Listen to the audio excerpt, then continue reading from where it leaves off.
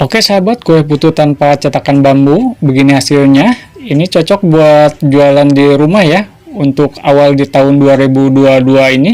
Rasanya mantap banget, padahal bahannya cuma tepung beras dan gula merah. Apalagi dipadukan dengan kelapa parut yang sudah dikukus dulu ya.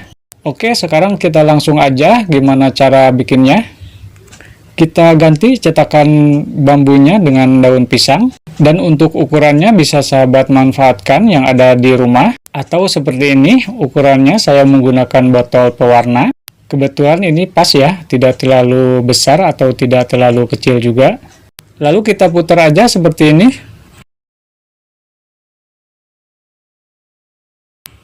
Dan ujungnya kita ratakan, biar rapi. Kita lepas. Kemudian kita tusuk pakai lidi atau bisa di staples seperti ini agar lebih praktis. Seperti ini hasilnya ya. Dan untuk cetakan ini kita akan bikin untuk 2 resep ya. Tetapi untuk adonannya kita bikin 1 resep dulu agar durasinya tidak kepanjangan.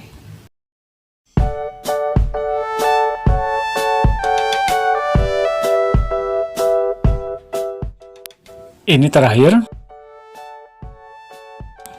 Kita ratakan aja ujungnya.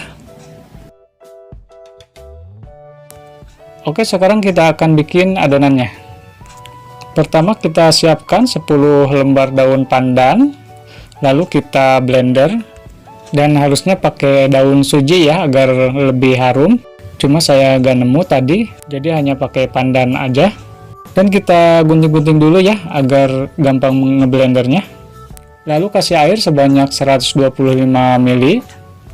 Ini jangan ditambah ya airnya, agar nanti hasilnya tidak keras. Lalu kemudian siapkan tepung beras sebanyak 200 gram. Ini kita bikin 1 resep dulu ya. Dan daun pandan yang tadi di blender, kita saring. Harusnya kita pakai daun suji ya. Cuma saya gak nemu. Jadi nanti kalau kurang hijau warnanya saya tambah dengan pasta pandan. Garam untuk penguat rasa setengah sendok teh aja. Kemudian kita aduk-aduk sampai rata atau sampai menggerindil-gerindil ya. Nah ini pucat ya warnanya, karena tadi gak pakai daun suji. Kita akan akalin pakai pasta pandan sedikit aja, dan ini jangan ditambah air ya, nanti hasilnya keras.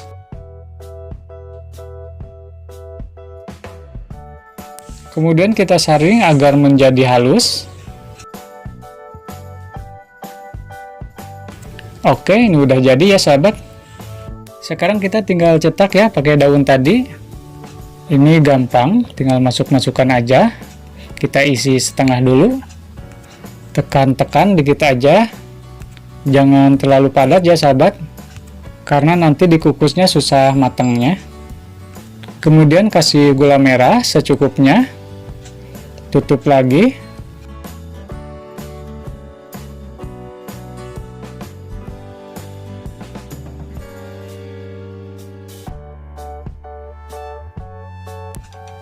Oke, jadinya seperti ini.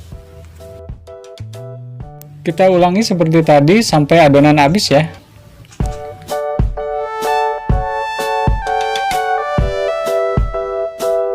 Oke, ini terakhir. Ternyata kita hanya dapat 9 buah ya untuk 1 resep. Mungkin tadi 1 cetakannya terlalu banyak isinya. Dan kalau sahabat bisa mengurangi, mungkin hasilnya bisa lebih dari 9 ya. Kemudian kita kukus selama kurang lebih 5 menit. Dan sisa daunnya ini nanti kita bikin 1 resep lagi ya. Oke, ini udah matang, kita angkat aja. Dan ini hasilnya ya, aromanya pandan banget. Kita buka daunnya. Apalagi ini disajikan dengan parutan kelapa ya.